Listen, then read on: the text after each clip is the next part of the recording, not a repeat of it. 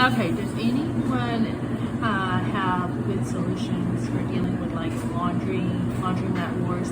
Okay, so someone left their clothes in this washer. A lady came over and she's like, I need this washer, but someone's clothes are on it. So she put all his clothes over here. And he came back, his clothes were here now in a broken dryer because this dryer doesn't work. And we were both like, what should we do? Because the guy's not picking up his laundry. So she's like, well, I hope he doesn't do something to my laundry because I put his laundry over there. Her laundry got thrown away before. Like she was 2 minutes late and someone trashed it. Which, I mean, I don't think someone should do that. I think, I've actually put people's clothes in the dryer before and stuck a couple bucks in the dryer and,